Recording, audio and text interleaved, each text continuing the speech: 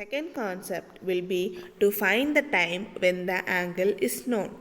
So, for this, the main concept would be the relative speed of the minute hand with respect to the hour hand. So, the relative speed of the minute hand with respect to the hour hand is 5.5 degree per minute.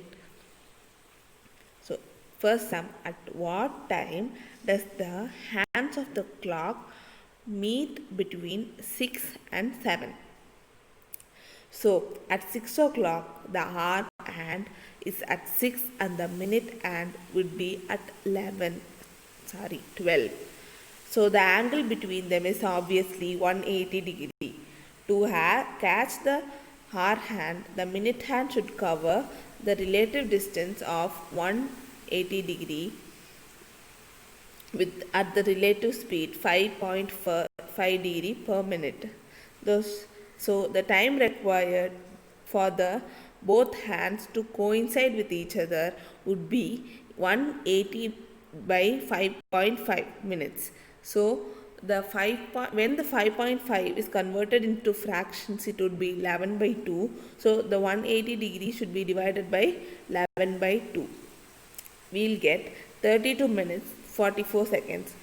Hence, the hands of the clock would coincide at 6 hours 32 minutes and 44 seconds. The second sum would be, at what time do the hands of the clock meet between 4 and 5?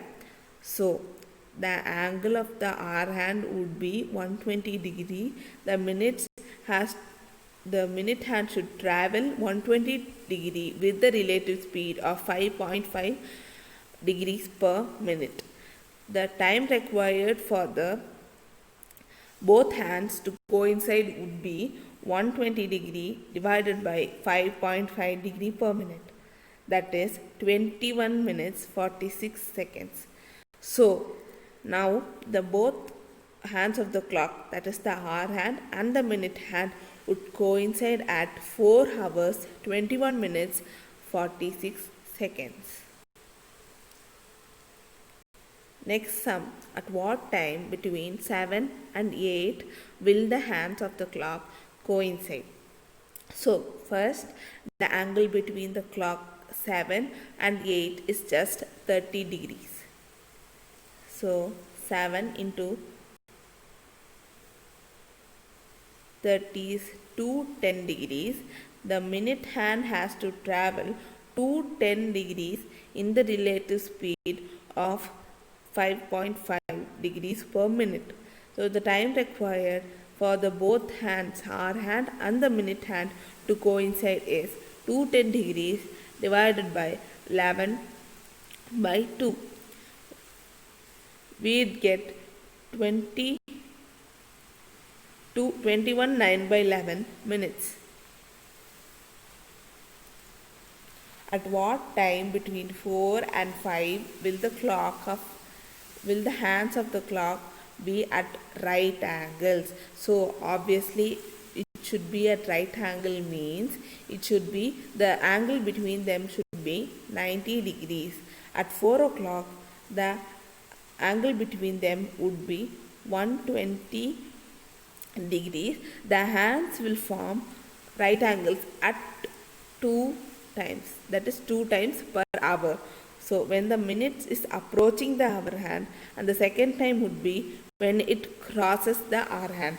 For the first time it should be after covering 30 degrees, it will form right angle, that is 120 divided minus 30, we will get 90. So after covering 30 degree, it would form right angle with the minute hand.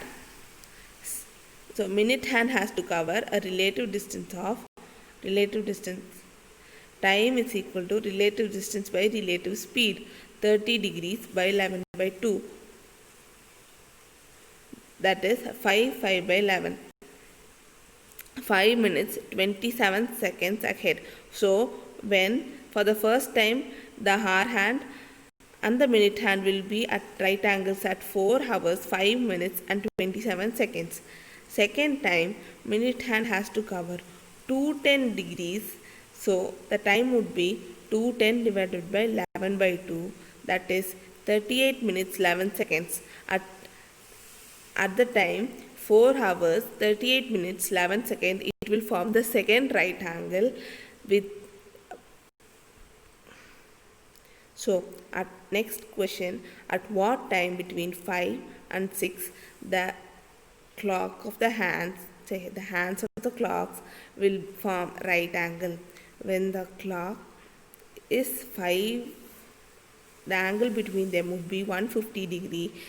So it would form 2 times in an hour. So when it is approaching 5 and when it crosses 5, first time the minute hand has to travel 60 degree distance. So the time would be 60 by 11 by 2, 10 minutes 55 seconds. At second time, the minute hand has to travel 240 degree distance. Time would be 240 divided by 11 by 2 at 43 minutes 38 seconds. So at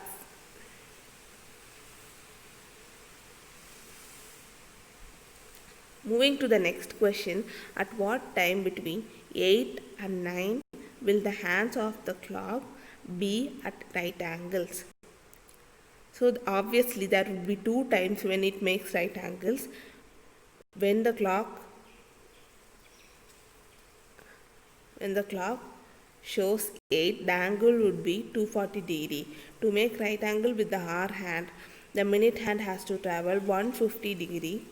The time is 150. Time taken would be 150 divided by 11 by 2, that is 27 minutes 16 seconds. So second case, when it crosses the hour hand, it would form right angle at 9.